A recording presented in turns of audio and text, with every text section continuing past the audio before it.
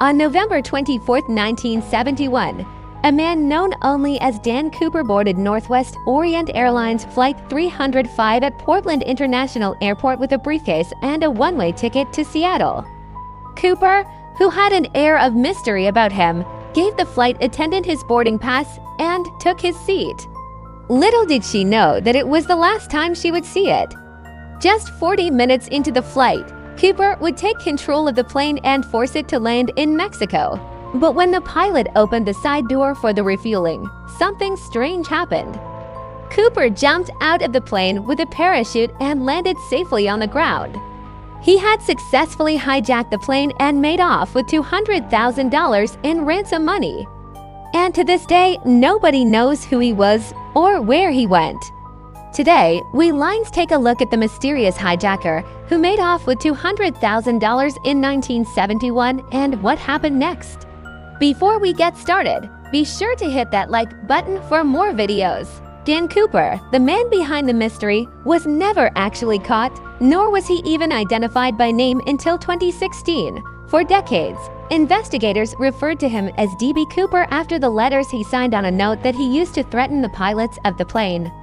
The mysterious hijacker's exact date of birth is also unknown, but we do know that he was born in the early 1930s and that he lived in the Pacific Northwest before the daring heist. What we do know about Cooper comes mainly from the FBI file on the case, which shows that he was around 40 years old at the time of the hijacking. He was described as being between 5 feet 10 and 6 feet tall, weighing about 180 pounds with a neatly trimmed mustache. According to witnesses, Cooper was well-spoken, calm and polite, which helped him blend in during the flight. At 2:30 p.m. on November 24, 1971, Cooper boarded Flight 305 from Portland to Seattle with $360 in cash and an Oregon football ticket. He sat down next to a married couple and engaged them in conversation for a few minutes. When the aircraft reached cruising altitude, Cooper excused himself to go to the bathroom. It was there that he began writing a note explaining that he had a bomb and wanted $200,000 in ransom money and for parachutes. When the plane reached Seattle, Cooper handed the note to the flight attendant and asked her to bring him a glass of water. Once she returned with the water, he informed her of his intentions to hijack the plane. He claimed that he had a bomb with him in his briefcase and threatened to detonate it if his demands were not met. Cooper demanded that the plane fly to Mexico City and that he be allowed to jump out of the plane with the money once they arrived. The pilot and crew were given a choice: comply with his demands or risk the lives of everyone on board. They chose to comply. With the lives of everyone on board hanging in the balance, the captain put out a distress call and alerted authorities of the situation. An hour and a half later, the plane was refueled in Mexico and prepared for the final leg of the journey. As the plane slowed down to taxi to the gate, Cooper told the captain to keep the engine running so he could escape as soon as the door was open. Everything was going according to Cooper's plan. He had successfully taken over a plane and would soon have $200,000 in his possession. But everything changed when the captain didn't do as he was told. You see, Cooper had instructed the pilot to wait for a green marker light before opening the side door, but he did not have to wait. When the door opened, Cooper grabbed the money and jumped out of the plane and into the night sky.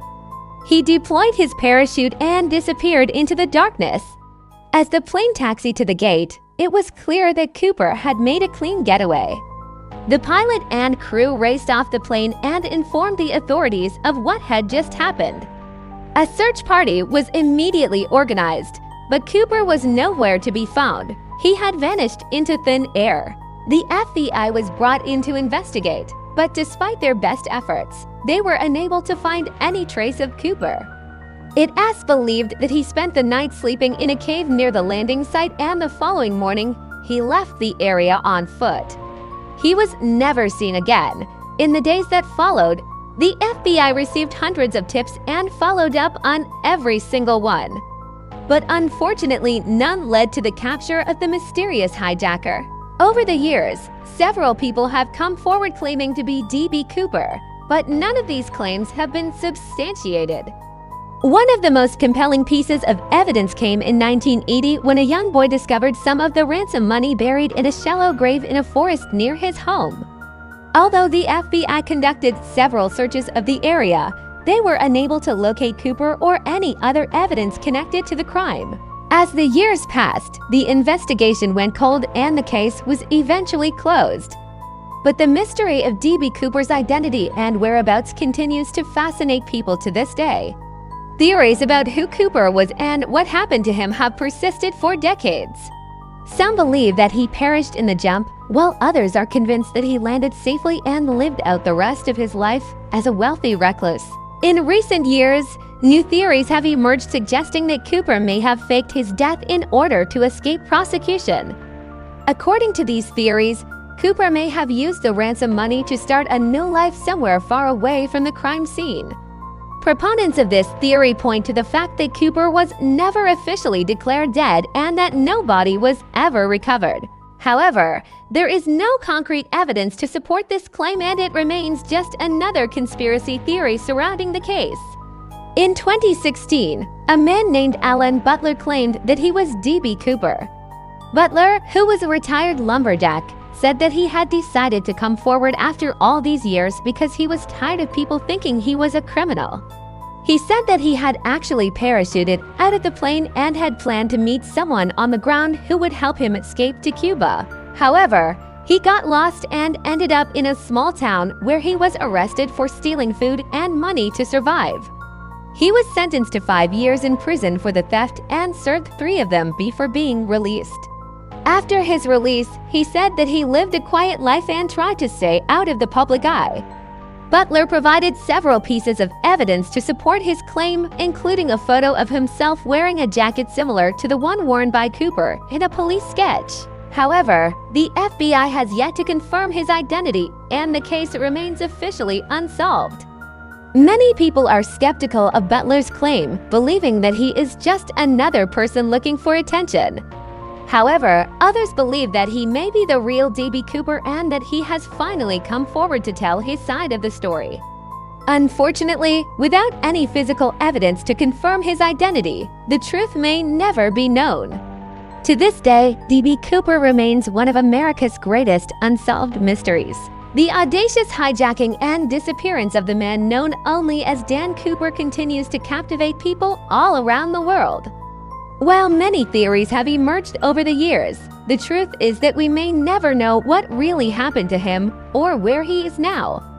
The FBI has yet to identify him, and the case remains officially unsolved. What do you think happened to D.B. Cooper? Let me know in the comments below. If you enjoyed this video, be sure to hit that like button for more videos. Thanks for watching.